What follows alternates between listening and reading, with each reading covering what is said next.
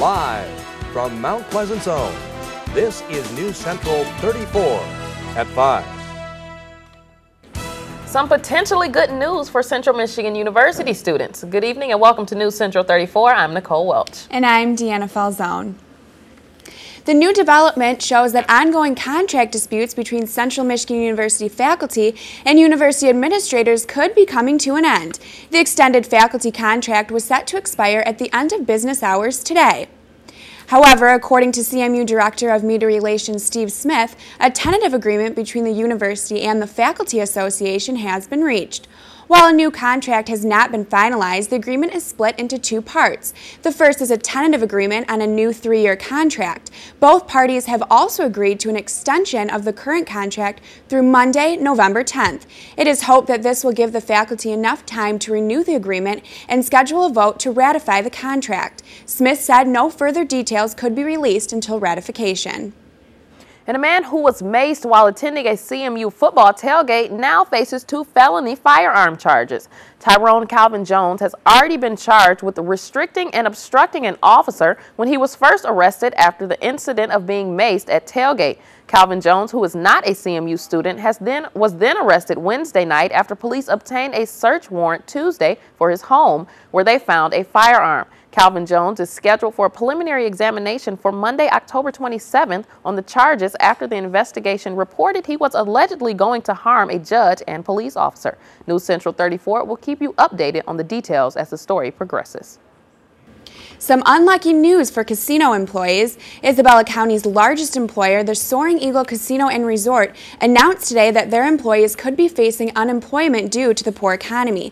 The Saginaw Chippewa Indian Tribal Council came to the decision to offer all their full-time employees a voluntary buyout earlier this week. A statement released by the casino said in order to cut the payroll cost, the Tribal Council and senior management must cut their workforce. This voluntary buyout program was only offered to full-time employees on Thursday. Employees of the casino interested in the buyout program have until noon on October 31st to accept the offer. If the buyout doesn't meet the required reduction, the management of the casino will initiate an involuntary workforce reduction. And the casino isn't the only place feeling the effects of an economic downturn. The jobs picture in Michigan as a whole is getting worse. According to the Michigan Department of Labor and Economic Growth, total employment and labor force levels fell in nearly all areas in September. A spokesman says employment data for the state's local areas was sluggish and underperforming, underscoring the overall weakening of the national economy. The Ann Arbor area had the lowest unemployment rate in the state last month at 6.5%, while the Flint area had the highest unemployment at 10.8%. Michigan's seasonally adjusted unemployment rate in September was 8.7%. Michigan's senior U.S. Senator who is running for re-election is holding a commanding lead over his Republican opponent, according to a recent poll. The poll conducted by Lansing-based Epic MRA says 58% of likely Michigan voters support Democratic Carl Levin, compared to 30% who back State Representative Jack Hugendijk. 11% were undecided. Levin is seeking a 6th term in the U.S. Senate. The telephone poll of 400 likely voters was conducted for the Detroit News and TV stations WXYZ, WILX, Wood, and WJRT. It has a margin of error of 4.9 percentage points.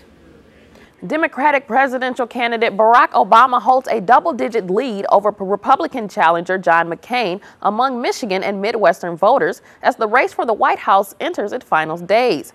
That's according to results from the Big Ten Battleground poll released Thursday. About 58% of the 562 registered voters in Michigan polled last week said that if the election were being held that day, they would vote for Obama and running mate Joe Biden. This compares to 36% who said they would vote for McCain and Sarah Palin. Researchers say Obama's lead in the region and nationally derives from independents moving in his direction since the September poll. 1 month ago, they were evenly divided in preferences, but in October, about 6 to 10 prefer Obama. John Barker, spokesman for the Isabella County Democratic Party, says that he's worried the results may make Obama voters complacent. I'm concerned that, especially among our newest voters in the county, that there might be a tendency to say, well, we already got it won, why should I bother? Now that's exactly what Senator Obama warned us about just a week ago when he noted that we thought we had New Hampshire licked too, but we woke up on Election Day with a surprise.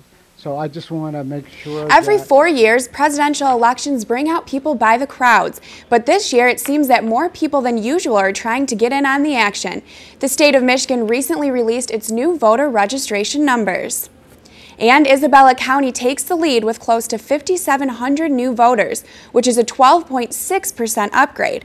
Washtenaw County follows right behind with a 9.1% increase, while Ingham County comes in third with a 7.2% increase. Kalamazoo ranks fourth with an increase of 6.8%, and Wayne County brings in the bottom 5 at 6.1%. Well, that's going to do it for us here at News Central 34. This has been Nicole Welch And Deanna Falzone. Have a great night, everyone.